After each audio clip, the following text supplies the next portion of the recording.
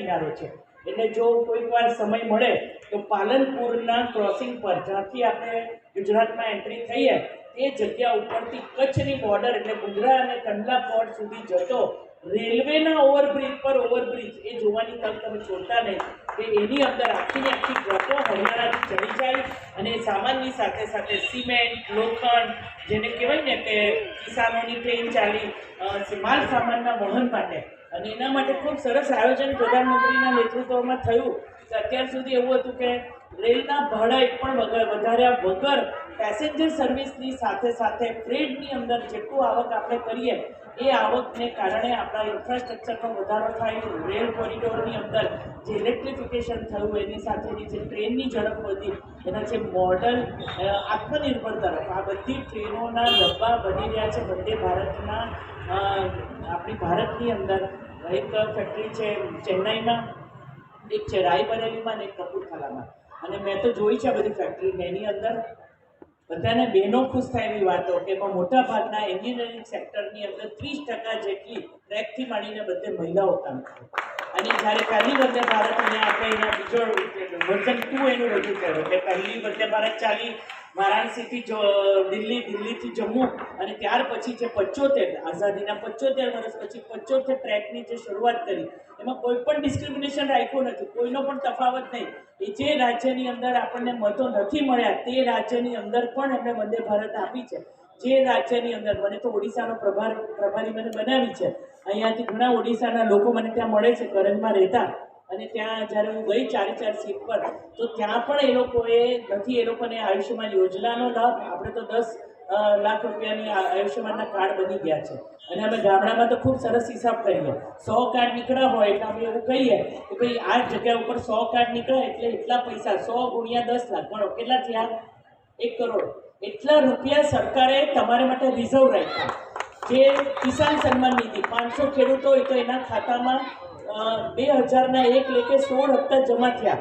તમારા કોઈ સગાવાલા ગામ રહેતા હોય ને ખેડૂતોને પૂછી લેજો, 16 × 2 = 32,000 રૂપિયા માંગ્યા વગર એના ખાતામાં સીધા જમા થયા. વિધવા સહાયના 1200 રૂપિયા. ડાયરેક્ટ બેનિફિટ ટ્રાન્સફર એટલે કે સરકારની સૌથી મોટી સફળતા જો હોય તો ડીબીટી એટલે ડીબીટીના માધ્યમથી જ્યારે G20 સમિટનું આયોજન થયું, હમણાં જો ન્યૂઝ જોતી હતી કે આપણી ઇટલીની જે મેલોડી છે વડાપ્રધાન, એ હમણાં જ નરેન્દ્રભાઈને આમંત્રણ આપ્યું છે કે જેમાં આપણે ત્યાં G20ની અંદર જે આયોજન થયું ત્યારે 20 દેશો અને એની સાથે 18 આમંત્રિત દેશો, આ દરેક દેશોએ જે વ્હાઇટ પેપર એની અંદર જે એનો ઠરાવ કરવાનો કહેતા હતા કે આટલું થશે જ નહીં, એને બદલે સફળતાપૂર્વક આયોજન થયું.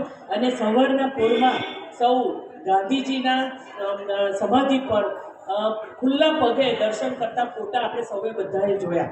અને એ સફળતાની અંદર જો લોકોએ પૂછપરછ કરી હોય તો એ જ છે કે ભાઈ સૌથી મોટી યોજના કઈ તો જનધન, સૌના એકાઉન્ટ ખોલ્યા પછી એને બેંક સાથે લિંકેજ કર્યા, અને બેંક સાથે લિંકેજ કર્યા પછી જે તે યોજનાઓના લાભો એના ખાતામાં સીધા જમા થાય. એ પ્રધાનમંત્રી આવાસ હોય, કિસાન સન્માન નિધિ હોય, ઉજ્જવલા યોજનાના ગેસ હોય, આ બધી યોજનાઓ જો અમારે જો સરકારની યોજના ગણાવવા બેસીએ ને તો દરેક પરિવારની અંદર 1થી વધારે લાભો મળેલા છે.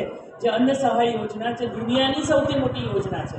આ અન્ન સહાય યોજનાને કારણે એ અનાજ જે 5 કિલો અનાજ જે મફત મળે છે ગરીબોને, એ 29 સુધી લંબાવી દીધું છે નરેન્દ્રભાઈએ. કોવિડના સમયથી શરૂ કરેલું અનાજ અને એની સાથે સાથે 2 વેક્સિન જે આપણને આપી તે, એટલે સરકારે અનેકવિધ 10 વર્ષની અંદર કામો કર્યા. અને 10 વર્ષ પછી આવનારા 5 વર્ષને કર્તવ્યકાળ ગણ્યા. અને આ કર્તવ્યકાળની અંદર આઝાદીના અમૃતકાળ પછી 2047માં ભારત વિશ્વગુરુ બને ત્યારે આપણે સર્વોચ્ચ સ્થાન પર હોય, આપણી ઇકોનોમી 3જા નંબર પર પહોંચે, એના માટે આપણે સૌ કટિબદ્ધ છે. અને એના માટે ભારતની જે છાપ ઊભી થઈ છે આખી દુનિયામાં, તેને આપણે સૌએ ધ્યાનમાં લઈને આ વખતનું મતદાન કરવાનું છે. એ જ અભ્યર્થના છે. ખૂબ આભાર માનનીય દર્શનાબેન દત્તોર. આ શ્રી આપના 15 વર્ષના સાંસદના કાર્યકર તરીકેની કરેલી કામગીરી સાથે જે કરંજ વિધાનસભાને અપીલ કરેલી છે તે અપીલ જરૂરથી પરિપૂર્ણ કરીશું એવી આપણે ખાતરી આપીએ છીએ. તો આભાર વિધિ માટે હું વિનંતી કરીશ. અને માનનીય શ્રી મુકેશભાઈના સ્વાગત માટે દાસભાઈ દેવૈયાવાળા અને ડૉક્ટર પ્રફુલભાઈ શિરોસરને વિનંતી કે તેઓ વિજય શ્રીફળ સાથે માનનીય મુકેશભાઈનું સ્વાગત કરશે.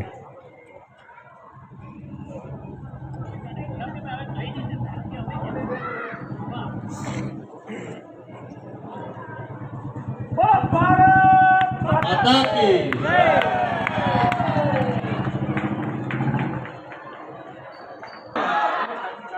આજની આ મોદી પરિવાર સભાની અંદર આપણી વચ્ચે ઉપસ્થિત કેન્દ્રીય કપડા અને રેલવે મંત્રી એવા કે જેઓએ આપણને રેલવેમાં ઘણી બધી ભેટ આપી છે.